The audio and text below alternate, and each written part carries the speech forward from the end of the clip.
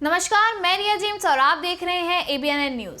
सर्दियों का मौसम शुरू होते ही इसके साथ कई बीमारियां भी दस्तक देने लगती है। ये बीमारियां ऐसी होती है जो बच्चे सहित बुजुर्गों पर भी हमला करती है। कई बार काफी एहतियात बरतने के बावजूद भी व्यक्ति इसकी चपेट में आ ही जाता है। इस मौसम में त्वचा फटना, होठों से खून निकलना आम बात है। इसके अलावा भी इस मौसम में काफ़ी सारी दिक्कतें होती है। यही कारण है कि सर्दियों के मौसम में हर व्यक्ति को विशेष देखभाल की ज़रूरत पड़ती है। अगर आप इन स्वास्थ्य समस्याओं के बारे में नहीं जानते हैं तो आज मैं आपको सर्दियों से होने वाली बीमारियां और उनके बचने के उपाय बताने जा रही हूँ। हम सभी जानते हैं कि इस मौसम में तापमान में सबसे ज्यादा उतार चढ़ाव होता है और हवा ठंडी होती है। इसके अलावा कई दिनों तक धूप नहीं निकलने के कारण भी कई बीमारियां शरीर पर अटैक करती है।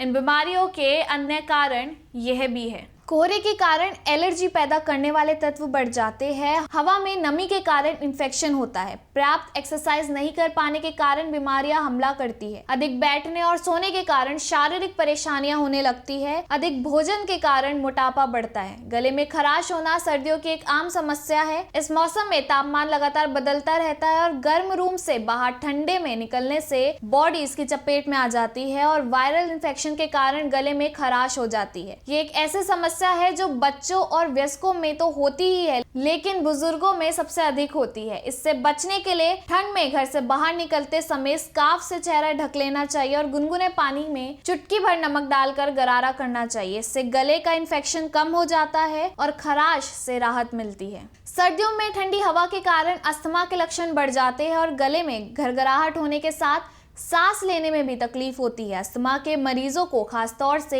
ठंड के मौसम में अपनी विशेष देखभाल करनी चाहिए। वास्तव में सर्दी के मौसम में कोहरे के कारण हवा में भारी मात्रा में खतरनाक एलर्जेंस मौजूद रहता है और इस हवा में सांस लेने से अस्थमा के मरीजों को परेशानी उठानी पड़ती है। इसके कारण छींक, खांसी, छाती में जकड़न जैसे दिक्कतें उभर आती है। इससे बचने के लिए ठंड भरे मौसम में मुंह और नाक पर मास्क लगाकर बाहर निकलना चाहिए या फिर ढीले स्कार्फ से ढक लेना चाहिए। इसके अलावा नियमित रूप से अस्थमा की दवाइयां लेनी चाहिए और इनहेलर को हमेशा अपने पास रखना चाहिए। फ्लू को इन्फ्लुएंजा भी कहा जाता है, जो संक्रामक रेस्पिरेटरी वायरस के कारण होता है। सर्दियों की एक आम समस्या है। समस्या के साथ इसके लक्षण सामान्य से लेकर गंभीर हो सकते हैं और कई बार मरीज को हॉस्पिटल में भी भर्ती कराना पड़ता है। इसकी गंभीरता के कारण मरीज की मौत भी हो सकती है। ये आमतौर पर बड़े बच्चों और उन वयस्कों में होती है जिनका इम्यूनिटी सिस्टम बहुत कमजोर होता है। इन्हीं लोगों को फ्लू अपनी चपेट में लेता है। इससे बचने के लिए अपनी नाक, आंख और कान को छूने से बचना चाहिए। नींद पूरी लेनी चाहिए। हमेशा साबुन से हाथ धोना चाहिए और इससे पीड़ित व्यक्ति से दूर रहना चाहिए। अन्य मौसम की अपेक्षा सर्दियों में सबसे ज्यादा दिल का दौरा पड़ता है। इसका कारण यह है कि ठंड के कारण ब्लड प्रेशर बढ़ जाता है, जिससे हार्ट पर अधिक दबाव पड़ता है। इससे शरीर को गर्म रखने के लिए हार्ट को अधिक कार्य करना पड़ता है और इसकी वजह से हार्ट अटैक का दौरा पड़ने लगता है। इससे बचने के लिए रूम को गर्म रखना चाहिए और एक्स्ट्रा कंबल ओढ़कर सोना चाहिए। इसके अलावा कपड़े पहनने चाहिए। सिर को टोपी और स्कार्फ से ढक कर रखना चाहिए और हाथ में दस्ताने पहनने चाहिए।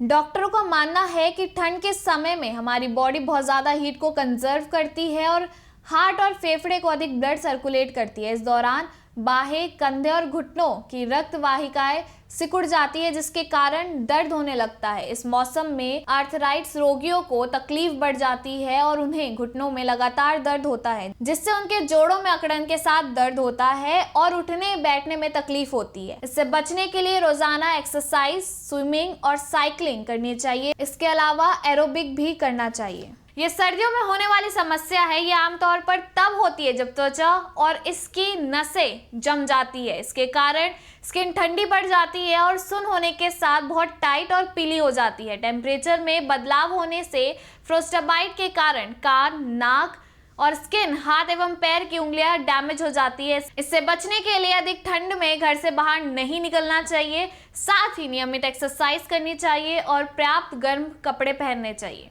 तो फिलहाल के लिए इतना ही। देश और दुनिया की तमाम खबरों के लिए बने रहिए ABNN न्यूज के साथ।